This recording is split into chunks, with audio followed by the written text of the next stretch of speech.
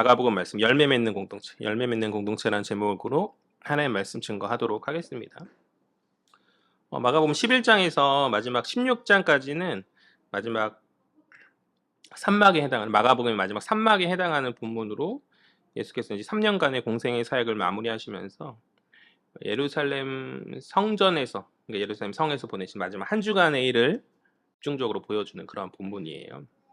이 일주일의 기간 동안 예수께서는 총 3번 예루살렘 성전을 방문하시는데, 첫 번째 방문이 이제 지난 시간 우리가 설교 가운데 살폈던 주님께서 어린 낙에 타시고 왕으로서 겸손하게 백성들이 환대를 받으면서 입성하신 그 사건이었고, 이제 오늘 이제 두 번째 방문의 내용을 살펴보려고 하는 것이죠.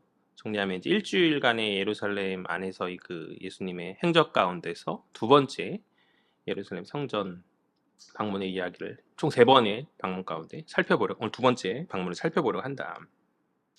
먼저 이 시간 본문의 내용을 들어가기 앞서 좀 서론적으로 우리가 오늘 읽고 살핀 이 본문의 구조에 대해서 제가 잠깐 언급해야 될 것 같거든요. 그러려니 하시면 돼요. 오늘 본문의 중심은 주께서 이제 성전에서 행하시는 성결, 청결에 관한 이야기죠. 장사하고 막 그런 사람들을 다 내쫓으시는 그런 성전 청결에 관한 이야기가 본문 핵심인데, 그 성전 청결 중심으로 앞뒤에 무화과 나무의 이야기가 둘러싸여져 있거든요. 우리는 이제 마가의 샌드위치 기법이다라고 예전에 살핀 기억이 있어요. 그러니까 야이로의 딸을 살리러 주님 가시는 중에 이제 혈류증 여인이 이제 나타나가지고 예수님과 시간을 보내고 이제 뒤에 이제 야이로의 딸을 살리는 그 내용이 이제 샌드위치처럼 끼어 들어가잖아요.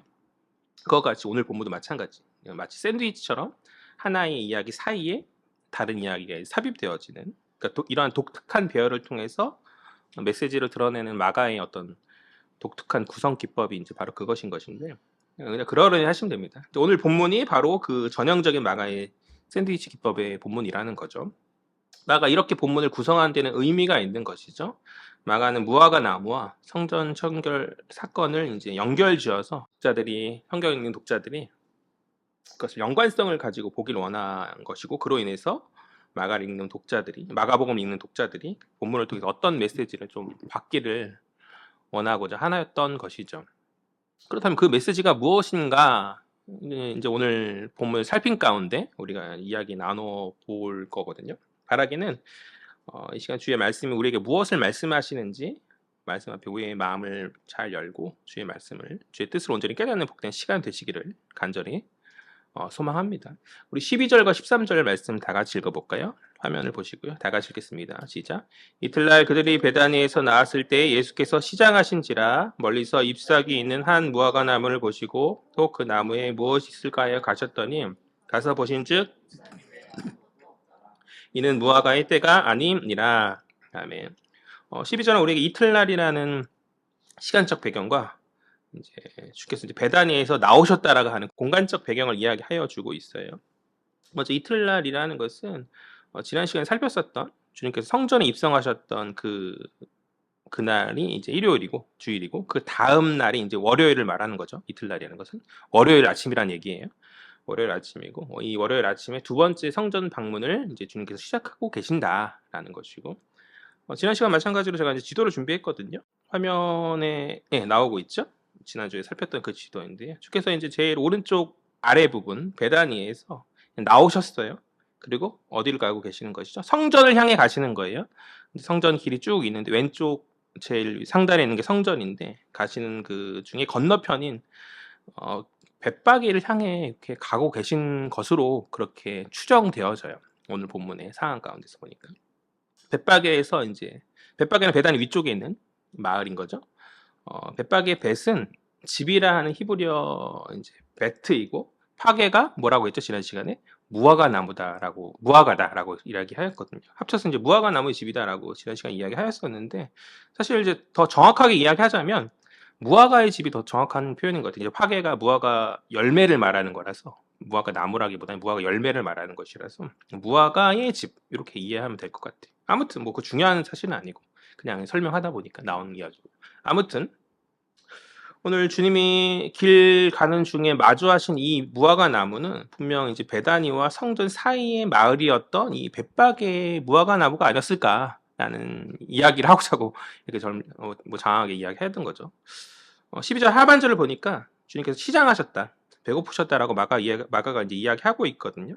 주님께서 배고프셨다. 아마도 이제 아침 일찍 성전을 향해서 출발하시는 가운데 끼니를 걸으셨던 것 같아요. 아침 식사를 하지 못하셔서 너무 일찍 나와서 이제 뭐 식사를 하지 못하시는 상황이 아니었을까라고 생각되어지는데, 줄이심 가운데서, 그런데 13절을 보니까 줄이셨던 주께서 마침 멀리서 잎사귀 있는 한 무화과 나무를 보신 거죠.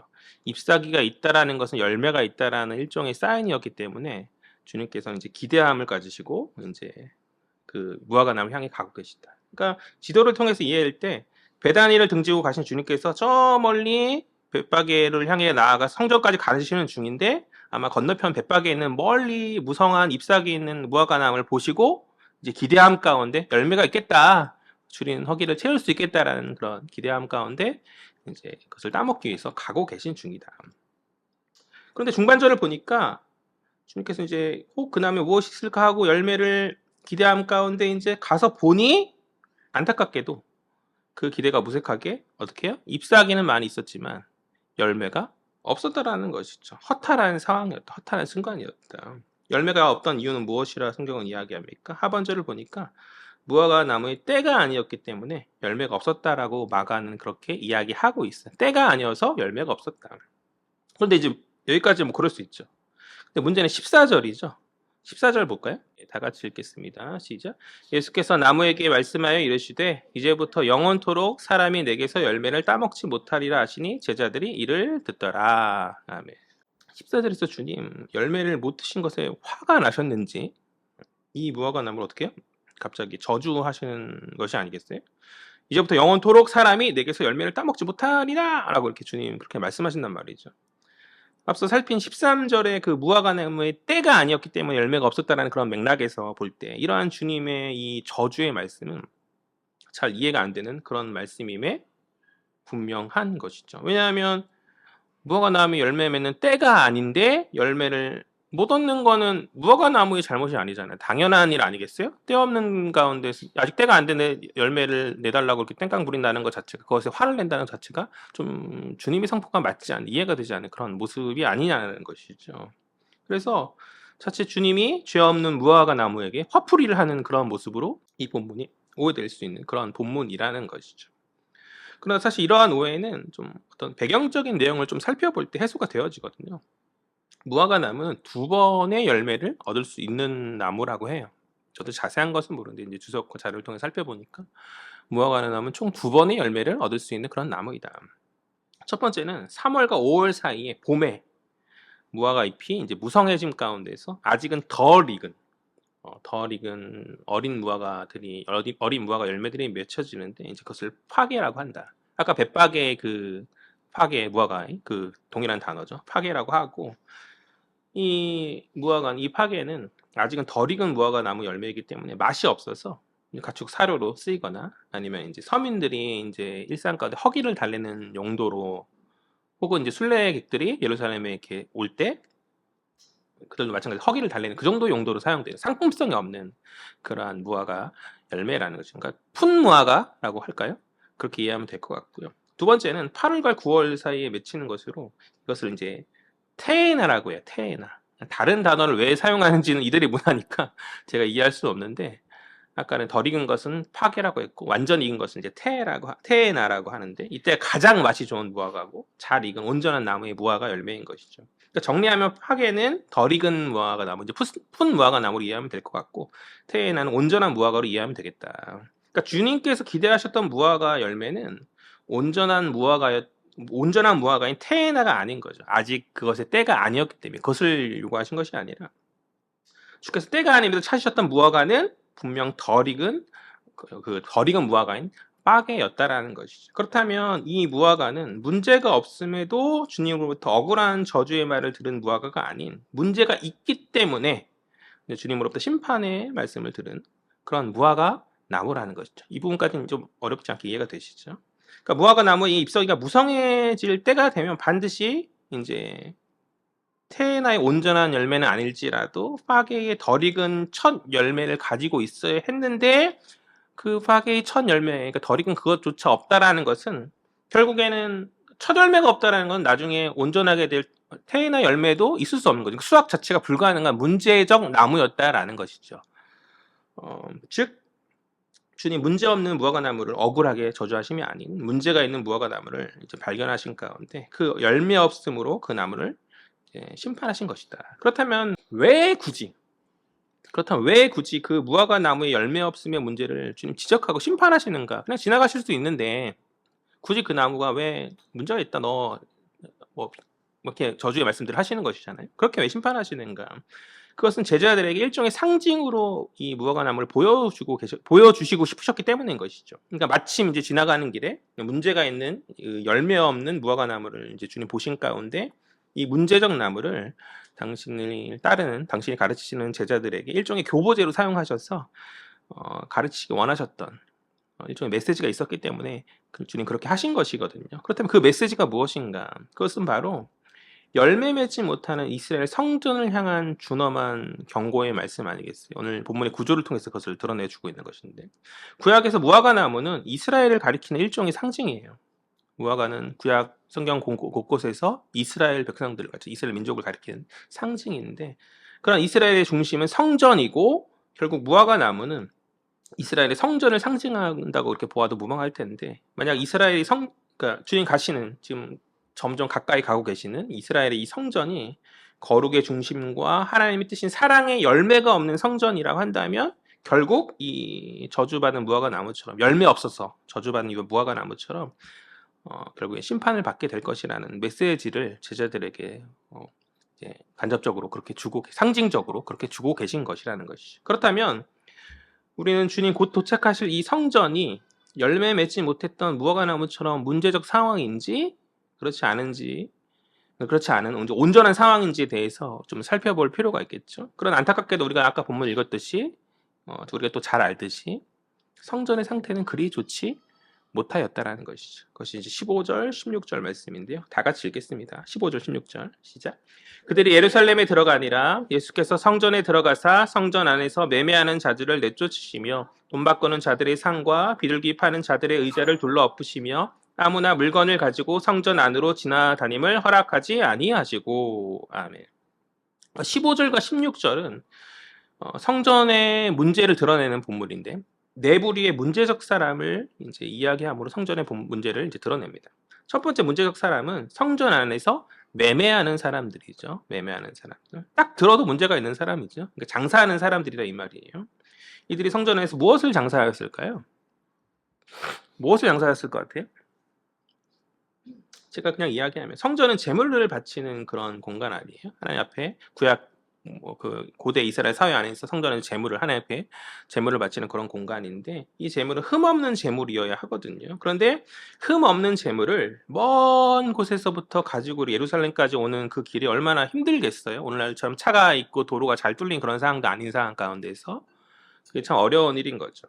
그래서 편의를 위해서 성전이 지정하는 어느 곳에 성전에서 직접 기른 소나 양이나 어떤 비둘기 같은 제물들을 판매하였던 거죠. 근데 문제는 원래 이것이 성전 밖 감람산에서 행해졌던 일이었어요. 성전 밖 이제 아까 지도 봤을 때 외곽 쪽에 감람산이 있었잖아요. 올리브산이라 불리는 거기서 이제 한 장소가 있어서 행해지던 일이었었는데 그런데 이제 그러면 이제 거기도 이제 어쨌든 오고 가는 거리가 있긴 한 것이잖아요. 편의를 위한 가운데 그럼 성전이 뭔가 일을 하는데 쉽게 말하면 이득을 취하는 게 좀 더 어려워지니까 편의를 위해서 예수님 당시 어느덧 성전 안까지 그 장소가 옮겨지게 된 것이죠. 문헌을 보니까 대제사장 가야바가 그것을 행했다라고 기록하고 있는데 이것은 분명 잘못된 거죠. 그러니까 최근 예수님이 계시던 당대에 이것이 성전 안으로 들어오게 되어지. 그러니까 선을 넘었다라는 거예요. 선을 넘기 시작했다. 그러니까 성전은 거룩한 공간인데 장사하는 어떤 그런 분들이 인간적 관점의 편의를 위해서 그렇게 들어오게 되었다는 것이죠. 두 번째 문제적 사람은 무엇이죠? 누구죠? 돈 바꾸는 자들이죠. 돈 바꾸는 자들이 왜 문제적 사람이고 또 돈 바꾸는 자들이 왜 성전 안에 있었을까요? 당시 이제 사람들이 사용하는 동전에는 이스라엘 로마의 식민지인 상황이었잖아요. 그래서 로마의 돈, 이방인들의 돈을 그렇게 사용하였었는데 그들이 사용하는 동전에는 로마 황제의 얼굴이나 또 그리스 신화의 어떤 헤라클레스와 같은 어떤 독수리 같은 이런 상징적인 어떤 형상들이 새겨져 있었거든요. 그런데 여기는 성전이죠. 뭐 유대교죠. 유대교가 가장 금지하는 게 뭐였어요? 10계명 첫 번째가 뭐예요? 하나님 형상 함부로 새기지 말고 나 외 다른 신을 섬기지 말고 우상을 섬기지 형상을 새기지 말고 이런 거잖아요. 십계명 핵심이 그거 초반부 내용이 그것이잖아요. 그러니까 거룩한 성전에서 그러한 형상들은 우상이었기 때문에 그런 동전 사용이 금지되었던 것이죠. 그래서 성전에서 사용하는 주화로 이제 환전이 필요했어요. 그래서 이제 돈 바꾸는 자들이 필요한 것이죠. 이 환전된 돈은 이스라엘 백성들이 매년 내야 되는 의무적으로 내야 됐거든요. 성전세가 있었어요. 그 성전세를 내는데 이제 사용되었는데 성전세를 내는 것 자체도 사실은 가난한 자들에게 부담일 수 있는 거죠. 이스라엘 백성의 모든 백성 의무이긴 하지만 어쨌든 간에 그럼에도 부담인데 거기다가 돈을 바꿀 때에 환전 수수료가 추가된 거죠. 성전이 이것을 이익으로 탐하였기 때문에 그래서 안 그래도 성전세 자체도 부담이었는데 그러면 뭐 이스라엘 모든 백성 의무니까 뭐 세금처럼 그렇게 이해하고 넘어간다 치더라도 거기에다가 그것을 내기 위해서 반드시 내야 될 그것을 내기 위해서의 어떤 세금, 그러니까 환전세를 더 낸다는 상황 자체를 만든 게, 그러니까 성전에 좀 탐욕이 아니었겠는가. 그래서 성전의 부패를 드러내는 잘못된 모습 중 하나였다는 것이죠. 또 이 우상의 형상에 새겨진 그러니까 새겨진 동전 역시 성전 안에 들어와서는 안 되죠. 앞서와 마찬가지로 감람산 저기 멀린 곳에서 환전을 한다든지 그랬어야 되는데 사람들이 편의주의적 생각 가운데 그거 자체도 이제 성전 안에서 행해지고 있는 그런 거룩이 점점 사라지고 선이 넘어가 있는 그러니까 중심 없는 잘못을 그들이 저지르고 있더라는 것이죠. 세 번째 문제적 사람은 누구죠?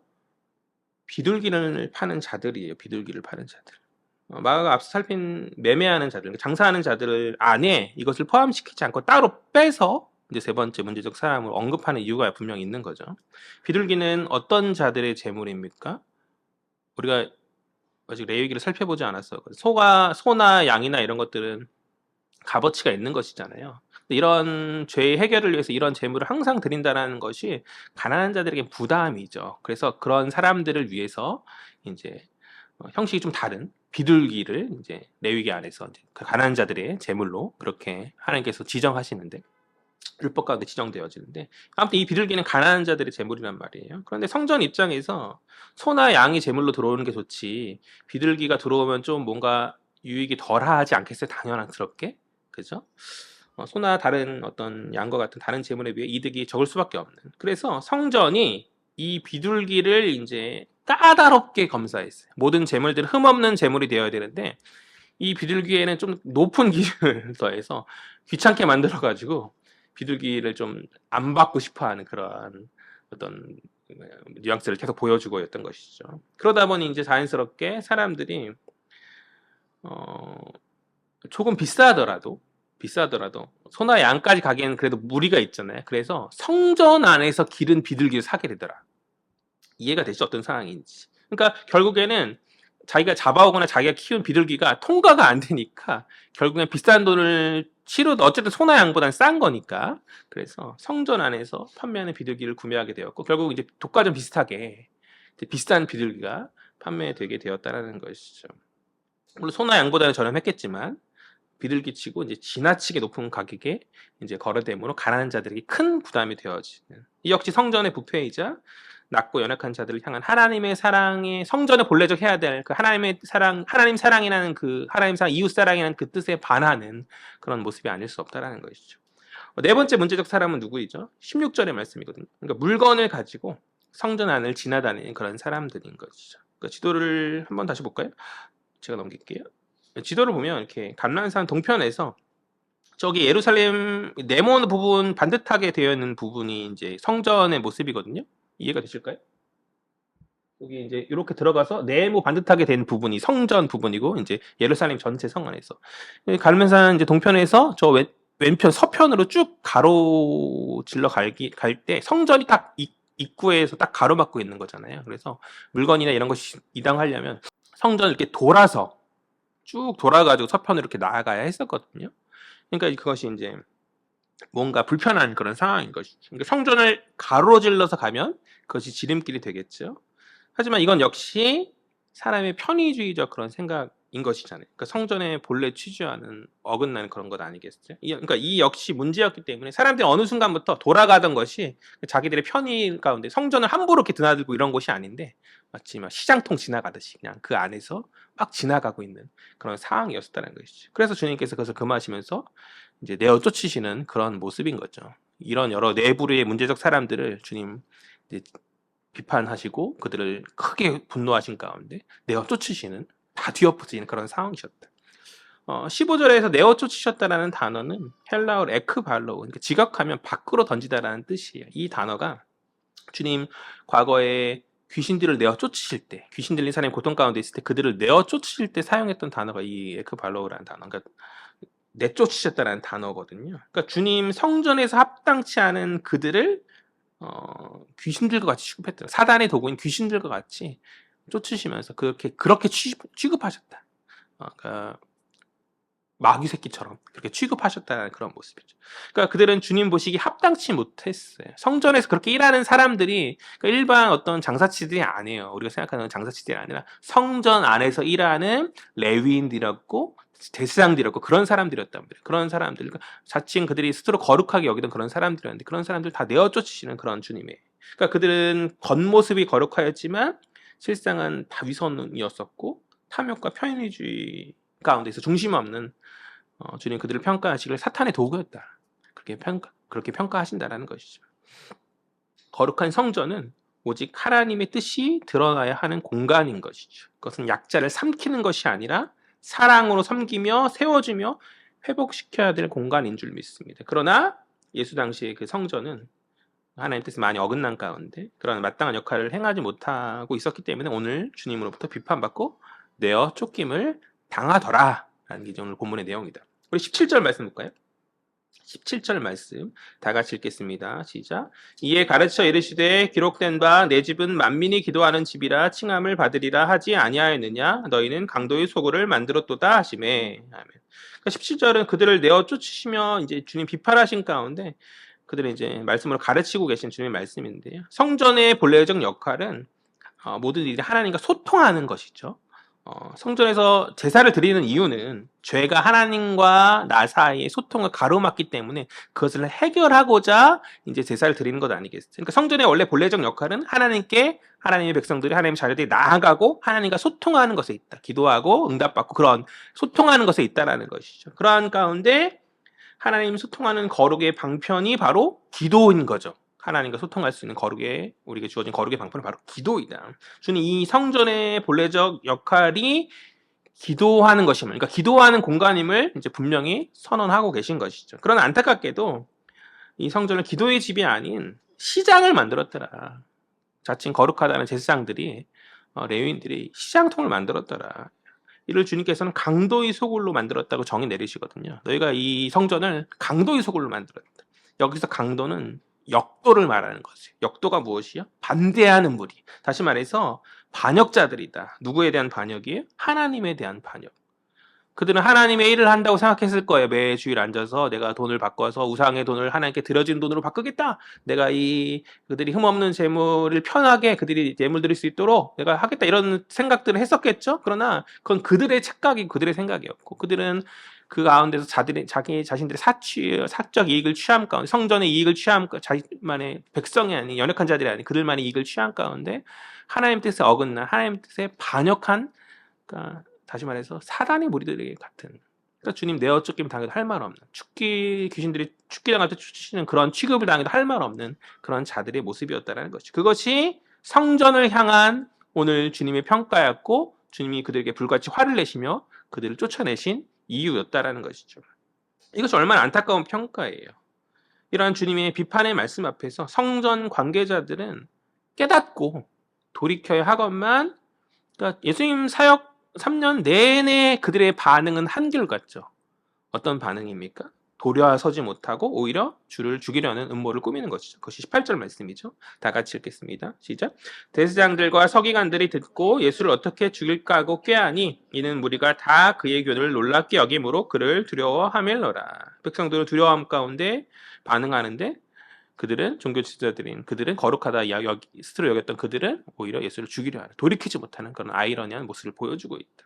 그러니까 마가복음의 초반부에 종교 지도자들과의 논쟁, 갈릴리 논쟁이라는 논쟁을 우리가 살펴보았잖아요. 그 논쟁의 후반부에 당시에 바리새인과 헤롯 당이 섞일 수 없는 그 두 무리가 이제 위기 의식을 느끼고 주님을 죽이려고 모욕하거든요. 이제 나머지 종교 세력이었었던 대제사장들과 서기관들이 이제 그들은 이제 사두개인이라 불리는 것이죠. 그들이 이제 예수를 죽이려고 모욕하더라. 결국에는 예수님 당시에 모든 종교 지도자들이 그 세력이 그들이 기득권의 세력이라 불리는 모든 종교 지도자들이 주님을 죽이려고 모의하게 되었다고 마가는 이야기하고 있는 것이죠. 주님 그들에게 많은 기회를 주시고 애 많이 쓰셨지만 끝내 그들은 돌이키지 못하는 자들이 되었다. 주님 그들에게 어떻게 해요? 떠나시는 거죠. 그 19절 말씀이요. 다 같이 시작. 그리고 날이 저물매 그들이 성 밖으로 나가더라. 주님 그들을 등 돌리고 나가시죠.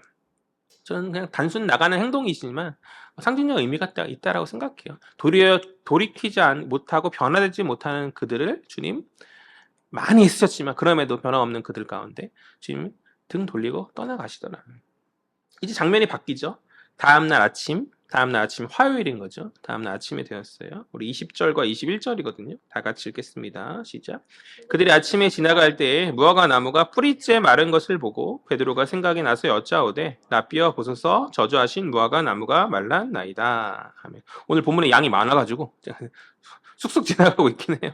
원래 중간중간 이렇게 제가 적용도 하고 하긴 하는데 오늘은 이제 마지막에 적용해야 될 것 같아서 양이 더 많아서 원래는 이제 나눠서 할까 하다가 이게 하나로 묶어서 가는 게 좋을 것 같아서 어쨌든 간에 어제와 마찬가지로 주님께서 이제 베다니에 주무셨을 거고 베다니에 주무셔서 하루를 쉬신 주께서 이제 성전을 향해 가는 길 가운데 앞서 이제 지나가셨던 벳바게를 지나던 그런 중이셨겠죠. 그런데 어제 이제 월요일에 주님께 저주의 말씀을 내리신 그 무화과 나무가 다음날 아침인 화요일로 보니까 뿌리째 말라 죽어 있는 것을 제자들이 본 거죠. 주님의 그 저주가 이제 이 마음 가운데 하루아침에 그 나무가 말라 죽게 된 것을 그들이 보게 되었다. 나무가 하루아침에 말라 죽는다는 것은 흔한 일이 아니죠. 흔한 일이 아니었기 때문에 베드로가 신기하게 여긴 가운데 주님이 이제 주님이 전날 저주하신 무화과 나무가 말랐음을 이제 주님께 보고하면서 어찌된 일인지 묻고 있는 것이죠. 앞서 이야기했던 것처럼 이 열매 없던 무화과 나무는 마찬가지로 열매 없는 성전의 모습을 보여주는 상징이었음을 이야기하였어요. 그러니까 결국 뿌리째 말라서 가망 없어진 무화과 나무처럼 이 무화과 나무처럼 열매 없던 돌이키지 못하였던 그 성전의 최후 역시 동일한 심판의 끝을 피할 수 없음을 주님께서 이제 이 말라 죽은 무화과 나무의 이적을 통해서 드러내고 계신 거죠. 제자들에게 가르치시고 알려주고 계신 거죠. 그렇게 성전의 시대가 그들의 열매 없음으로 마무리되고 이제 22절부터 마지막 25절까지는요. 주님 옛 성전 시대를 정리하신 가운데 새롭게 세우시는 새로운 주님의 공동체를 향한 세워지는 새로운 주님의 공동체를 향한 그런 말씀이시거든요. 그 새 공동체는 당시의 제자들로부터 말미암는 교회 공동체가 되겠죠. 바로 우리들을 이야기하는 것인데 우리 22절 말씀 보죠. 22절 다 같이 읽겠습니다. 시작. 예수께서 그들에게 대답하여 이르시되 하나님을 믿으라. 먼저 주님 하나님을 믿으라 말씀하세요. 아무래도 이제 옛 성전이 사라지는 그런 현실 가운데서 성전이 무너지고 막 그러면 그 당대 사람들이 하나님에 대한 어떤 신앙의 약화가 일어날 수밖에 없지 않겠어요? 그런 상황 가운데서 주님께서는 제자들에게 성전이 아닌 하나님을 신뢰하고 붙들 것을 선언하고 계신 거죠. 그러니까 이스라엘이 멸망하고 혹 성전이 무너지고 그들의 민족이 다 흩어지게 실제 역사 가운데 그런 일이 일어났죠. 그렇게 되어진다 할지라도 하나님은 능히 다시 시작할 수 있는 하나님이시기 때문에 이스라엘이 멸망하면 새 이스라엘을 시작하시고 성전이 무너지면 새 성전을 다시 세우실 수 있는 하나님이시기 때문에 그런 하나님을 믿고 신뢰함 가운데 그러니까 너희 현실이 아무리 급변한다 할지라도 믿음으로 하나님을 붙잡으라는 그런 얘기예요. 너희가 기대했던 성전에 너무 거기에 매이지 말고 하나님을 붙잡음으로 너희가 흔들림 없이 나아가야 한다라는 그러니까 주로 말미암은 새 시대의 공동체들은 하나님을 붙잡음으로 흔들림 없이 나아가는 그런 공동체라는 것이죠. 그러한 믿음 안에서 새롭게 세워지는 새 시대 공동체는 세 가지 요구되는 특징을 소유한 자들이거든요. 첫 번째는 무엇인가? 23절이죠. 다 같이요. 시작. 내가 진실로 너에게 이르노니 누구든지 이 산더러 들려 바다에 던져지라 하며 그 말하는 것이 이루어질 줄을 믿고 마음에 의심하지 아니하면 그대로 되리라. 첫 번째는 간단하게 설명하면 산을 옮기는 그러니까 산을 옮기는 믿음을 소유한 공동체라는 거예요. 첫 번째는 산을 옮기는 믿음을 소유한 공동체이다. 그렇다면 두 번째는 무엇인가? 두 번째는 24절이거든요. 24절 다 같이 읽겠습니다. 시작. 그러므로 내가 너희에게 말하노니 무엇이든지 기도하고 구하는 것을 받은 줄로 믿으라. 그리하면 너희에게 그대로 되리라. 아멘. 두 번째는 무엇이에요?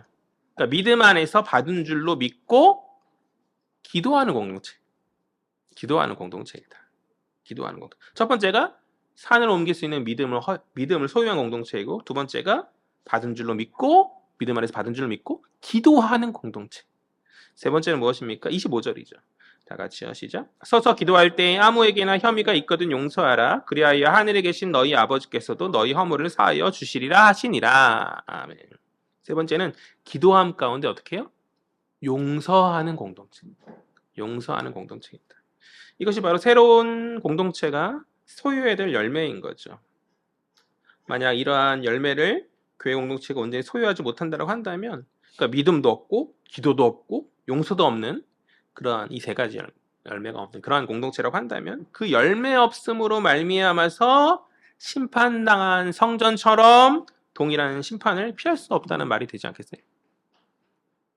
열매 없어서 썩어버린 무화과 나무처럼 심판을 피할 수 없을 것이다. 말씀의 전체 내용을 제가 이제 오늘 빠르게 살펴보았고요. 오늘 본문의 말씀을 적용해 보죠. 제가 보통 설교할 때 중간중간 적용의 말씀들을 좀 지루하지 않게 넣는 편인데, 오늘 내용이 좀 많아가지고 한 번에 쭉 살펴봤고 한 번에 적용을 하려 하거든요. 먼저 열매 없는 무화과 나무 같이 탐욕과 편의주의로 인해서 하나님 사랑하는 거룩한 중심과 이웃사랑에 마땅한 열매를 상실한 그 성전의 모습이 혹 오늘날 이 시대의 조국교회의 모습이 아닌지 우리는 이제 깊이 성찰해야 하는 줄 믿습니다. 성전에 관한 말씀이라는 것은 곧 교회를 향한 주님의 말씀으로 우리가 적용하고 이해하면 되지 않겠어요? 주님 우리에게 기대하고 요구하시는 열매가 완전히 무언가 완벽한 어떤 온전한 테에나의 열매는 아닐 것이라고 저는 그렇게 생각해요. 물론 성화의 끝에 마지막 그때가 될 때는 그것을 우리에게 요구하시겠지만, 완전한 성화를 이룬 가운데 영화에 들어가기 직전의 상황에는 교회는 그것을 요구하시겠지만, 아직은 우리에게 요구하시는 그런 열매는 약간은 부족할지라도 덜 익었을지라 할지라도 쓸모있는 어떤 살아있는 화개의 열매를 주님께서 원하신다고 저는 그렇게 믿거든요. 다시 말해서 주님 교회와 성도에게 무언가 거창하고 대단한 일을 요구하시는 것이 아니라 주어진 자리에서 하나님 사랑으로, 하나님 앞에 신실하고 주어진 공동체의 지체들을 사랑으로 품어주는, 그러니까 이웃사랑을 마음을 가지고 나아가는 그런 작은 섬김과 헌신을 주님께서 원하신다라고 저는 그렇게 믿습니다. 다시요. 뭔가 거창하고 대단한 일을 주님 요구하신 것이 아니라 빠개의 작은 그것. 하나님 온전히 사랑하는 예배의 자리에서 그 자리를 지키며 신실하게 나아가고 헌신하고 연약한 자들 향해서 품어주고 나아가는 그 작은 하나하나의 일들을 주님께서 우리에게 기대하신다고 저는 그렇게 믿거든요. 그런데 오늘날 교회와 성도들이 예수님 당대의 성전의 모습처럼 동일하게 편의주의적 사고에 빠져가지고 예배 가운데 하나님 앞에 신실하지 못하고 뭔가 탐욕을 벗어나지 못한 가운데 이웃사랑에 신실치 못하는 어떤 주님이 실망스럽게 여기셨던 그 무화과 나무와 같은, 주님 실망스럽게 여기셨던 그 성전과 같은 모습으로 이 시대의 교회와 성도가 그렇게 세워지고 있지 않냐라는 것이죠. 우리가 많이 고민하고 반성해야 될 부분이 아니겠는가. 주일 저녁 예배가 힘들다고 하여서 다 없어지죠, 요즘에. 주일 예배 드리는 교회가 드물어요. 그렇죠? 금요 철야가 이제 저녁 기도로 바뀌고 새벽 기도도 이렇게 점점 뒤로 당겨져가지고 오전 예배로 바뀌고, 그죠? 없어지는 추세. 또 심지어 송구영신 예배가 송구영신 12시에 딱 드렸던, 예전에 드렸었는데 그냥 일찍 편의적 사고 안에서 일찍 드려지는. 저는 예배 시간이 꼭 율법처럼 매여야 된다는 생각은 아니에요. 좀 뭐라고 해야 돼? 융통성 있게 좀 그렇게 할 필요도 있다라고 생각하면서도 그러한 변화들이 어떤 성도들의 편의주의적 요구에 의한 어쩔 수 없는 시대적 흐름의 모습이 아닌가라는 생각을 전 하거든요. 묻고 싶어요. 과연 우리는, 조국 교회는 중심의 신실함을 하나님께 나아가고 있습니까? 중심의 신실함으로. 오늘날 교회의 모습을 생각해 봤을 때 정말 중심의 신실함으로 하나님 앞에 나아가고 있는가? 그냥 편의주의적 사고에 젖어서 편하고 안락함 가운데 그냥 그러한 예배로 하나님 앞에 나아가고 있지는 않냐라는 것이죠. 공동체의 성도들 사이에 가진 것이 많고 적음으로 또 배운 것이 많고 적음으로 은근히 선을 긋고 사랑 없음으로 나아가는 것이 혹 교회의 모습 아닙니까? 세상보다 더하다는 소리를 듣는 게 교회의 모습 아니냐는 것이죠. 그죠? 세상의 교회 안에 들어와서 기대하는 것들은 차가운 세상, 경쟁과 어떤 밟고 올라가는 그런 세상과는 다른, 그죠? 연약하고 부족해도 품어주는 공동체, 인정하고 받아주는 공동체의 어떤 그런 것들을 원하는데, 교회가 더 예전보다 이제 더 잘나는 사람들도 많아져, 교양 있는 사람들도 많아져. 그런 가운데서 뭔가 좀 더 무언가 부족하고 연약한 사람들에게 더 정죄의 눈길을 보내고 더 그런 것이 어쩌면 교회의 모습이 아니냐는 것이죠. 그런 사람들이 모이다 보니까 자연스럽게 그렇게 되는지 모르겠지만 어쨌든 그것은 교회가 주님의 말씀에 가르침과 어긋난 그런 모습 아니겠어요? 공동체 역할은 섬기고 세워주는 것인데 그런 사명에는 아무런 관심이 없는 채 자기 자신의 영적인 어떤 은혜의 어떤 저는 영적 탐심이라고 생각합니다. 그 탐심을 채우기 위해서만 예배드리고 교회의 어떤 일들을 감당하는 그러니까 공동체의 지체들에게 무관한 가운데 하나님과 나만의 관계를 생각하면서 기도함 가운데 하나님 좌우를 바라보라 하시거든요. 좌우에 네 옆에 있는 하나님의 형상인 이웃들을 바라보라고 말씀하시는데 그들을 바라보지 못한 가운데 나는 잘하고 있다 착각하는 거죠. 나는 하나님께 예배드리고 나는 어떤 11조 생활하고 나는 어떤 봉사하고 이런저런 가운데서 그러한 모습이 우리의 모습 아니냐는 것이죠. 어쩌면 장사하는 모습인 거죠. 환전하는 모습인 거죠. 내가 하나님을 위해서 뭔가 한다고 하는데 탐욕 가운데 뭔가 나아갔었던 그런 성전의 모습과 다를 바 없는 모습으로 우리가 모든 일들을 하나님 앞에 서고 있는 것은 교회 공동체 안에 서고 있는 것은 아닌가. 세상보다 더욱 판단하고 정죄하는 공동체가 교회가 아니었으면 저는 좋겠습니다. 교회는 그래서는 안 된다. 주님 그러라고 우리를 모으신 것이 아닌데 우리가 많이 그러고 있지 않냐는 것이죠. 무화과 나무 잎사귀가 많으면 열매를 갖고 있다는 열매를 많이 맺고 있다는 상징이에요. 그래서 주님 오늘 열매가 있는 줄 알고 기대함 가운데 가신 거잖아요. 그런데 가보니 마땅히 있어야 될 열매가 없는 거죠. 그러면 그 잎사귀는 무엇이에요? 속이는 거죠. 사기잖아요. 그죠? 없는 것을 있는 것처럼 위장했으니 위선이 되겠죠. 마찬가지로 오늘 조국교회가 거창한 무언가 있는 것처럼 이야기하고 그렇게 보여지는 것 같아요. 잎사귀가 많아서 마치 열매가 많이 있는 것처럼 그렇게 보여줍니다. 그러나 잎사귀면 그럴싸할 뿐 그 안에 중심이 없으면 그건 위선인 거죠. 교회 주보 보면 우리 교회는 사랑이 많은 공동체라는 자랑이 써있고 은혜가 넘치는 공동체다 등등 여러 멘트들이 뭐 저희 교회는 그런 거 아예 없지만 좋은 교회 주부들 보면 그렇게 많이 쓰여 있잖아요. 대부분의 교회들의 단골 멘트죠. 그래서 이제 기대함 가운데 그런 교회 공동체를 발을 들이고 들어가 보는 거죠. 그런데 있는 줄 알고 가보았더니 없더라. 잎사귀가 무성해서 열매가 있는 줄 알고 기대함 가운데 가보았더니 없더라. 그러면 사람이 그 교회에 얼마나 실망을 많이 하겠어요. 주님 열매 없던 무화과 나무에게 심판의 말씀하셨듯이 저주의 말씀을 내리셨듯이 동일하게 잎사귀만 무성하고 막상 사람들이 기대함까지 들어가는 열매를 보여주지 못하는 사랑과 섬김이 중심이 없는 하나님을 사랑함이 없는 이웃사랑이 없는 그런 교회의 모습을 그들이 접할 수밖에 없다라고 한다면 주님 그러한 교회 그런 보여줄 수밖에 없는 그런 연약한 그러니까 그런 문제적 교회를 주님 동일하게 심판의 말씀을 이야기하지 않으시겠냐라는 것이죠. 우리가 돌이켜야 하는 줄 믿습니다. 우리 교회는 안 그러잖아요 라고 할 생각이 아니라 우리가 조국교회에서 기도하고 또 우리 스스로도 우리가 잘한다고 착각하는 부분이 많이 있을 수 있거든요. 교회는 회개의 공동체여야 돼요. 회개의 공동체가 되어야 돼요. 돌이킴의 공동체가 되어야 돼요. 주님 당시에 주님 강력하게 성전 청결의 행하심과 비판의 말씀을 하셨음에도 불구하고 돌이키지 못하였던 어떤 그런 성전의 모습을 우리가 답습해서는 안 되는 것이죠. 주님 오늘 우리에게 말씀하시는 줄을 믿습니다. 돌이켜라. 너희들이 그런 연약함을 돌이키고 하나님 원래 맺어야 될 그 열매를 맺으라는 그 주님의 이 강력한 도전 앞에 우리가 돌이킴 가운데 주님 그렇게 하겠습니다. 그런 교회를 세우겠습니다라고 우리가 주님께 결단하는 그런 우리 헤아린 교회 되시기를 간절히 소망합니다. 편의주의를 버리고 하나님 사랑의 그 중심을 회복하는 공동체 되었으면 좋겠어요. 회복하는 공동체.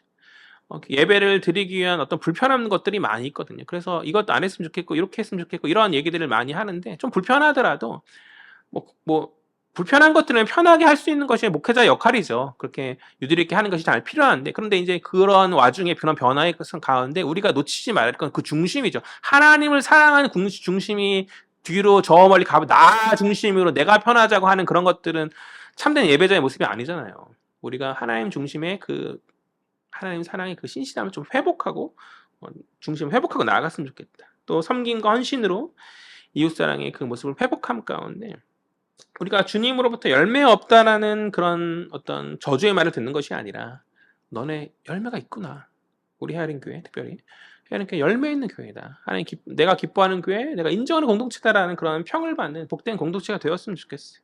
그러니까 주어진 매주 주일 아침에 들려지는 이 주어진 우리의 그 말씀을 그냥 들을 땐 들으면 아 그렇구나 하면서 흘려버리는 그래서 그 자리에 주저앉고 변화 없는 그런 모습이 아니라 우리가 좀 회개하고 갱신함으로 좀 변화를 가져오는 그런 공동체가 되어야 하지 않겠어요. 많이 사랑하고 많이 섬겼다면 좀 더 사랑하고 좀 더 섬길 수 있는 공동체 돼야죠. 그것을 향해서 우리가 나아가야 하지 않겠습니까?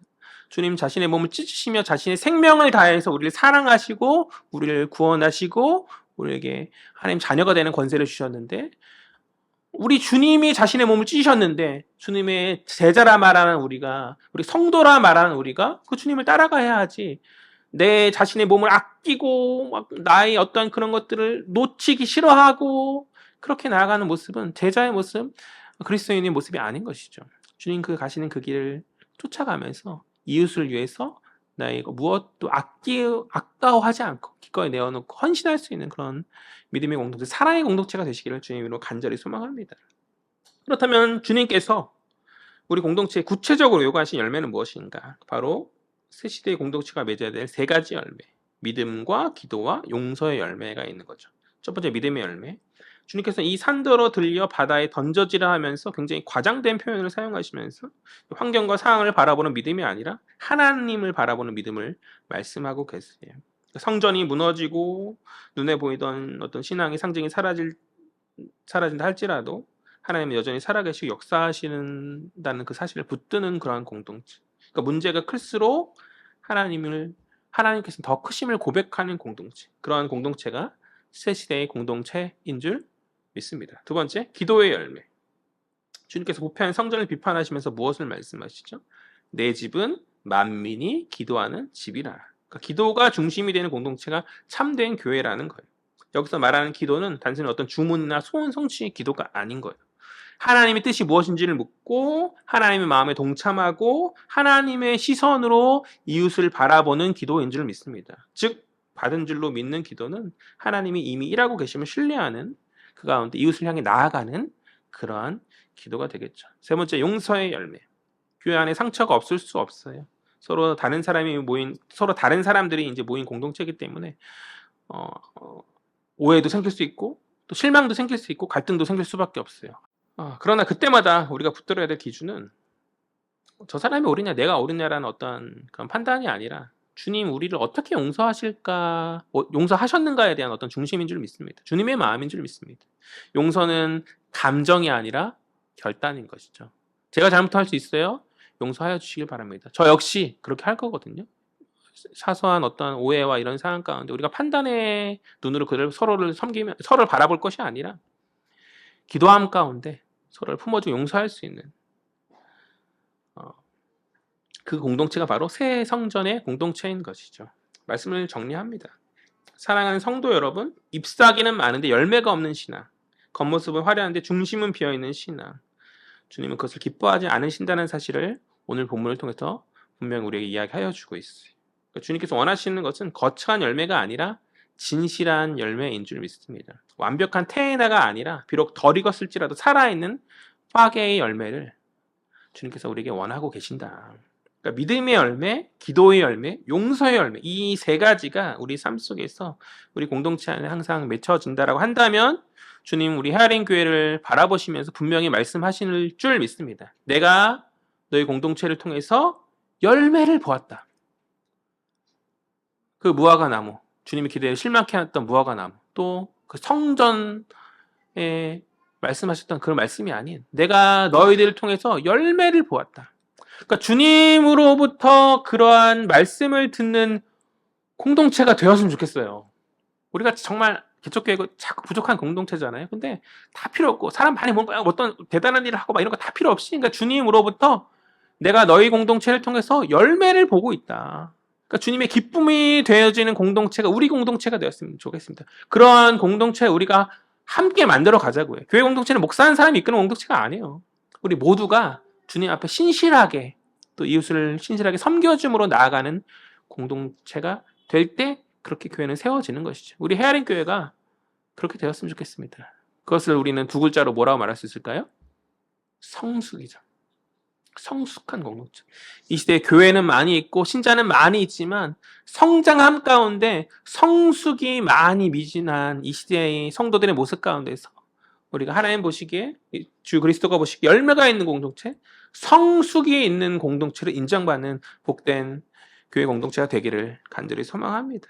바라기는 우리 모두가 잎사귀만 무성한 신앙이 아니라 작지만 살아있는 열매를 맺는 성도, 주님께 인정받는 그런 성숙한 교회를 함께 이뤄나가는 복된 제들이 되어지시기를 주의 이름으로 간절히 소망합니다.